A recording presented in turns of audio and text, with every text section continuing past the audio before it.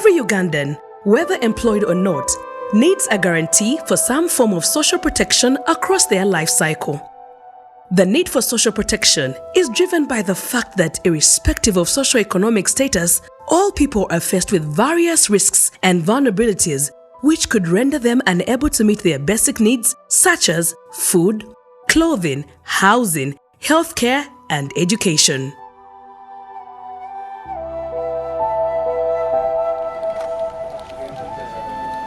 I'm Stephen Kasaija.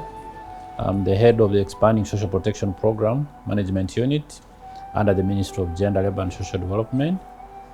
And this program has been in existence since 2010. That's almost 12 years now. And it was started with the aim of trying to address risks and vulnerabilities and shocks which affect our vulnerable populations. Of course, vulnerable populations are many, include children, vulnerable children. You look at older persons, persons with disability, all those are vulnerable groups. So social protection as a concept stands for addressing risks and vulnerabilities.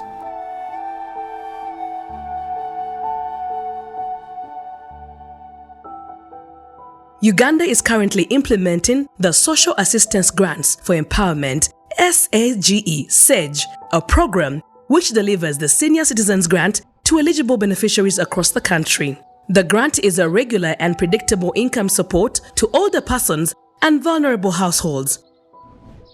SAGE is part of the Expanding Social Protection ESP program implemented by the Government of Uganda under the Ministry of Gender, Labour and Social Development, funded by the Government of Uganda in partnership with the Foreign Commonwealth Development Office, FCDO, and the Government of Ireland.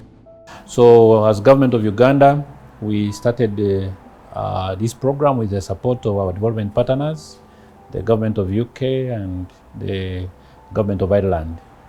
So we started with a 5-year program which was designed to try and test different modalities of social protection. One of them was to test the cash transfers, or what we call direct income support, to vulnerable groups. And that's how SAGE, Social Assistance Grants for Empowerment, was designed. Under that, we had to start with 2 types of grants. One to senior citizens, that's we call it the Senior Citizen Grant. And then we also had what we call the Vulnerable Household Grant.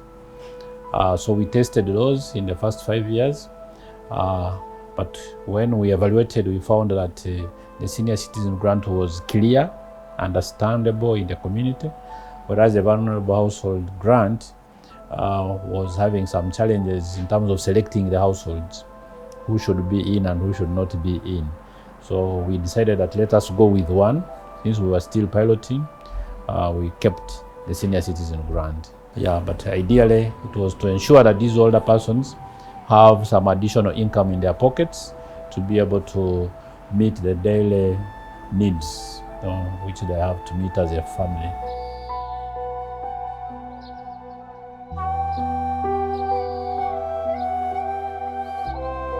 Since inception, the Expanding Social Protection ESP program has undergone a lot of transition right from the pilot phase where only 15 districts were reached through the phased rollout that brought on board 50 additional districts, and now the recently concluded national rollout covering all the districts in the country, reaching older persons of 80 years and above. Yeah, the Senior Citizen Grant, when we started, we did only first a pilot of 15 districts. And those were in all the regions of Uganda, 1-2 districts per region. For instance, we had in Central region, we had only Kivoga and Chankwanzi. In the West Nile region, we had Zombo and Nebi, and then Yumbe was added later. In the North, we had Kaberamaido, we had Patch and Kole. Then we also had in the East, we had the Katakwi. Then in the Karamoja region, we had the Amdat, we had Nakapiripirit, we had the Moroto and Napak. And then we came to the West, there we had the Chienjojo and Chegegwa as the 2 districts. So that's how we started as a pilot to test. And there we are targeting people who are 65 years and above. But in Karamoja region, there we are targeting 60 years and above. So the whole idea was to test the mechanisms of delivering this. Can the cash work? Do we have the systems for delivering it? So all those were tested and we found it worked. And we had all the impacts.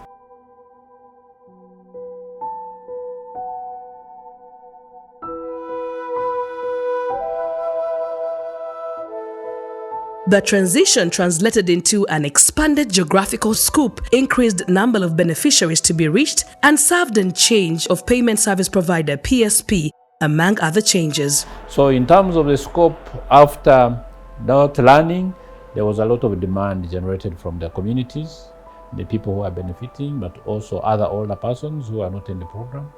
The rights-based organizations like Human Rights Commission, Equal Opportunities Commission, civil society organizations all joined in to say this is a good service which should be extended to older people.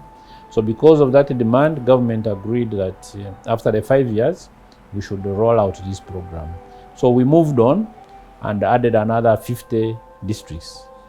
50 districts, but the modality had to change a bit.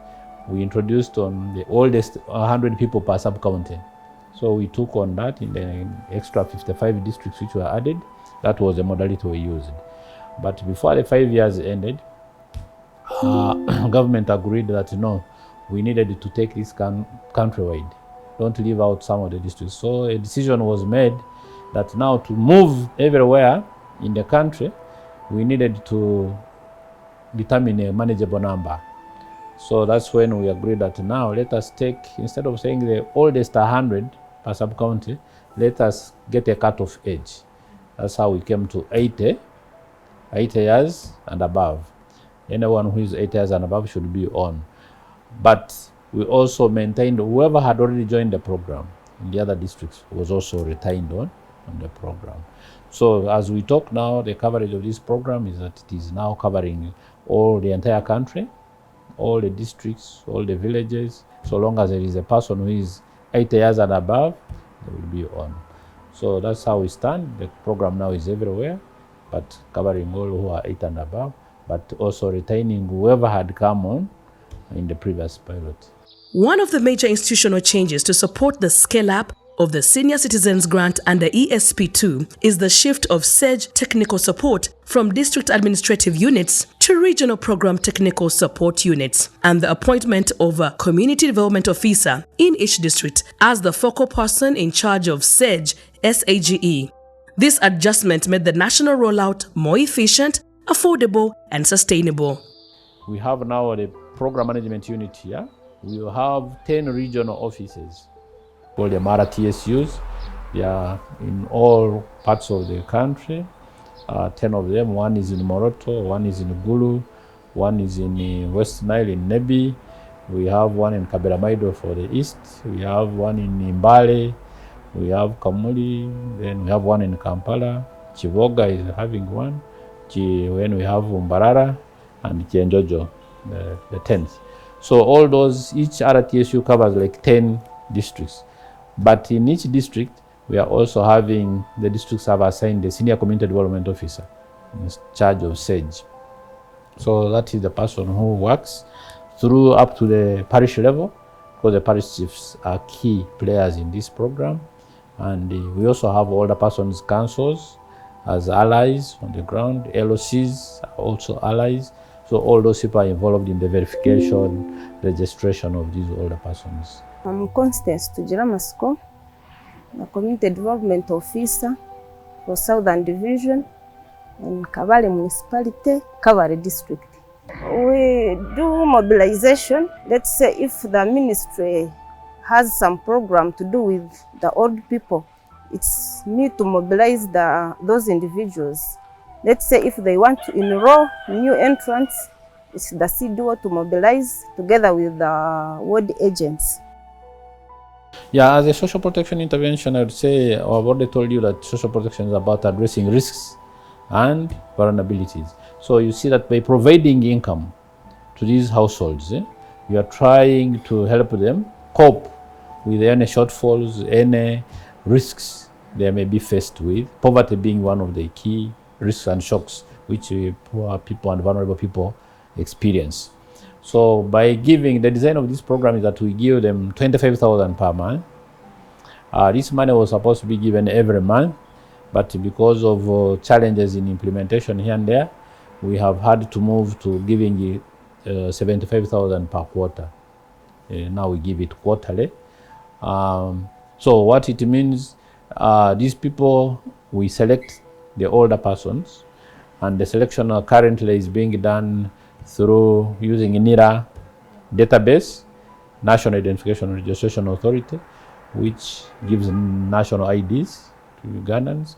So we get their database, and through their database, when we put it in our MIS, we are able to get all who are 8 years and above. Once we have got those lists, we share them with our local governments, district officials. Those district officials have to go down and verify that these people are alive and everything. Once they have given us that feedback, then we register those people. Then we plan to send down our enrollment teams. And those are the banks. For instance, we work now with the Centenary Bank. Previously, we were working with Post Bank. So they go down, also register, take all the photographs which are needed. If there are the thumbprints and fingerprints, they take those into their system, the biometrics, and then they enroll and open bank accounts for those older people. That information is again shared with us. It's entered in our MIS. That's the basis of how we shall be generating our payrolls every quarter, and then the people are paid their money. The Senior Citizens Grant has had an enormous impact on the lives of the beneficiaries and their households. Livelihoods are changing because of the income security that people have received. People have invested in livestock, farming, and other projects, pointing to better nutrition, access to health and education, improved savings, investments, and productivity, among other benefits. The benefits actually, when it first came, because we were receiving, they told us we were receiving the first bunch of money, we received 25. This 25, we really were grateful, because for us to get the money, this 25 by then was very, it was good money. So I could buy a kilo of sugar. I could get at least even call my friends to share. I think today we have got something, call some kwete. So, and then we can also get some meat by that time. So that's how I got this money. Then I was also selling a bit of petrol, no? I would get had it to get 1 jerrycan of petrol to sell in my shop. So that's how I could get this 25. Then eventually it went. Then we were supposed to get now by 2 months, that is 50,000. Then I said, I think it was a good move. So, and it was frequent, after every 2 months, we would get 50, every 2 months, then I would plan. Even with this money now, I would buy some books for my grandchildren, you see. That's how I began benefiting this money. And when it is time for cultivation also, I would take 2 people to the garden, because I'm unable to go to the garden to help my wife. My wife was not the beneficiary. So whenever I could get this money, I would also send people there to the garden to go and dig, if it is time for digging, or weeding, if it was time for weeding. I would also, if it is time for beginning to cultivate, I would buy seeds, yes, to go and plant. So that's how I benefited. Batandike kutwa sentezi nanyo kinachwiremu nkabanza kwiteka hamsirwa rosemary, natandika kwitemese kisaka na bya rosemary yegi ate ubunayongire nkaba nindu mu butunda nabwo nakoraki natandika kubulima, kabanza kubulima haishaho bwarugaho nengera na hati nabugara ishyaka buri bwagena bukunguka, hanyuma ikirugiremo hato bwire bunu natandika kutunga empunu, hanyi kinabana zyankonyera empunu natangiye kuyitunga ni ntunda ninyihamu akasente akokukonyera eka yange n'omukazi wange hamu n'abaana bange. Akasente kaba kaikuru kanyambireho aha kuboneza biogas yange nenyamba kuteeka ekabire nenyamba n'ahatara kamwe nahabwe etara kukozesa mantro nka pressure lamp eri kubasa kureeta habaho omuyaga iri kunanka nkatamu nsora etara nagireka ninkozesa muhega kuteeka kusha naguraho n'embuzi kandi n'ebindi binshatekereza kukora. Sente ze nakafuna ndowooza giri emitwalo nga 6 oba zisobamu awo sikyajjukira bulungi kubanga nze kazitanzifuna naye nkola embalirira ne mmanya nti zituuse bwe ziti nenziteeka awo ku kayumba kange ako neŋŋamba oluvannyuma ndifunamu ate ekigenda mu maaso naye nga sizizizza ku mmwe abakuzoonoona.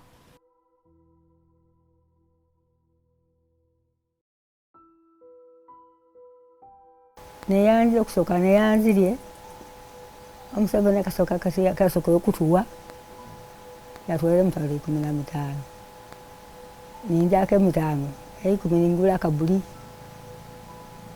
tenayira natuwa emitwalo 10 ako nabana nabizibuzibu nokulyako ako ningula ekintu natuyirako 2 ako ningula motete ombuli tete natuwa 15 tete ningula amakabuli ninkata omusajja oyo atwaire obuyambi n'okufiirukira bizibu tuli nabyo tuli n'abaana basomi nze otumulandi n'abaana basoma eijunde bakobera abaana timwamusyomi asomera bugazi naye nga nakabuli akandi akasookera okubyaliwa natundire ninyirukira omwana kale nze nkola atundyaku ninkoleseraku indyaku nindeka akabuli ede bero konyare kere payo kan wiro jam temo me wilo gina kwa gwen mawudo tuo be te balabara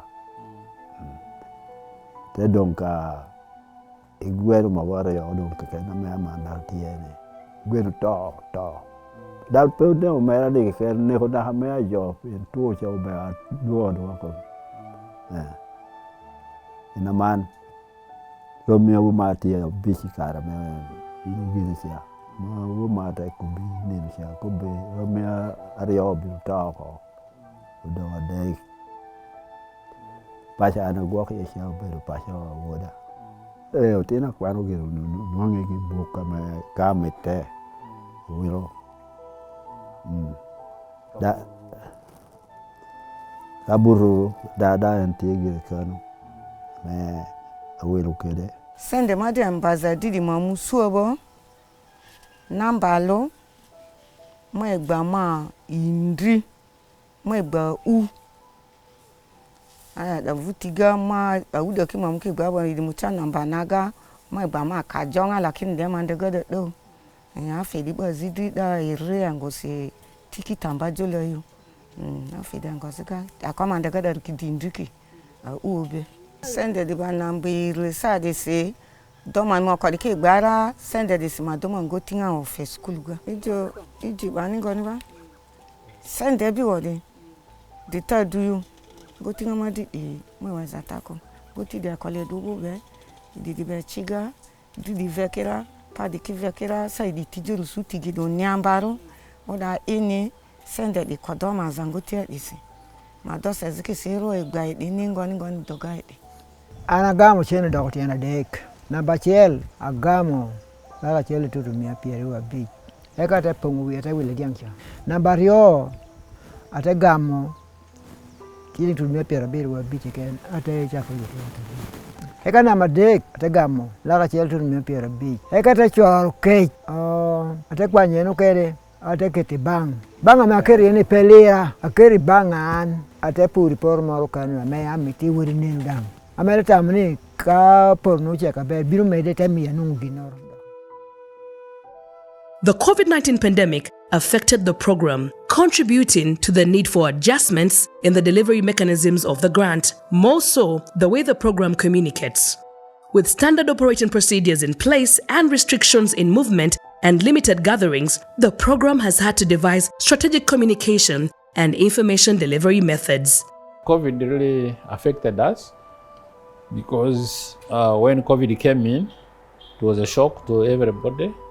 Of course, this program was handed to these older persons because at that time you realized there was lockdown. People even who were working didn't have money.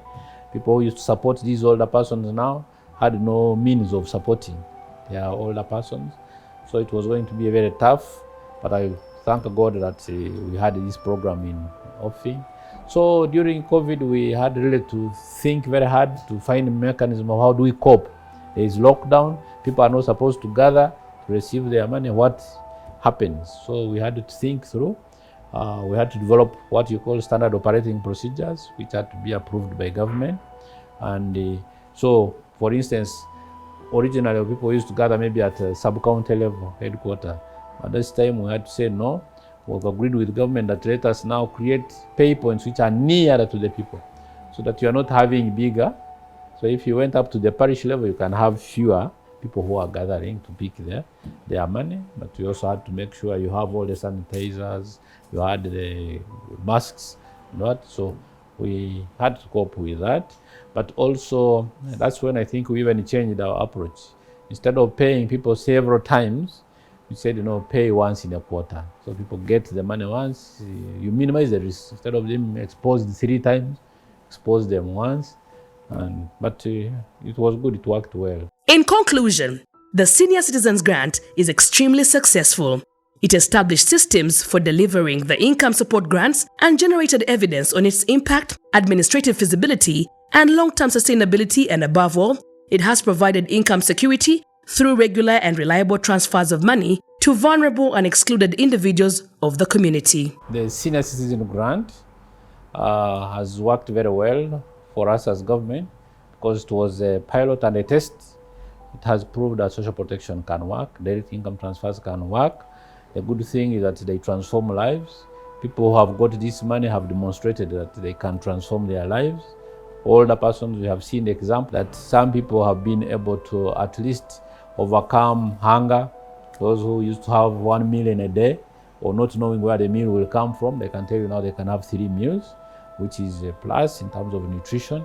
We have seen the older persons who have received this money testifying that with this money, they have been able to open up gardens, pay labor, people dig for them, plant crops. The next day they are having food. Some others have even improved their shelter, constructed fair houses. People have bought animals, chicken, and things are not the same. They have some incomes coming out of it. So it has demonstrated that social protection can work. 25,000 given consistently, it can change people's lives. So that's the starting point. However, we have noted that many more people are outside there trying to join the program and to be helped. So our appeal to government is that we need to look into this as the resources within government improve, that we consider these people, because these cash transfers, for instance, social protection, is not just a consumption, but is also an investment into these people. We have seen a contribution to the economy.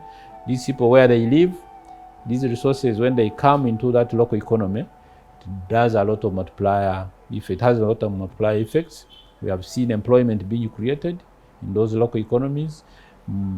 Business people telling you how the demand for their products has gone a bit high. Their returns on investment are much better. So we think social protection, we should all support it and invest in it. So we have seen also issues to do with the older persons, given that we are now using the national ID. Some people didn't register for national ID, so there's some bit of exclusion on that. And we have been working with the NIRA. Government is investing through NIRA and through this program to make sure that those people who didn't register for national ID are helped to register and access this. But I also wish to appeal to our young people who are still energetic and working to think about their old parents, grandparents, and come in to help them, because we know some people are not yet on the program, but they need the support. So where you can, give a hand. Don't forget the older persons, reach them and support them. Thank you very much.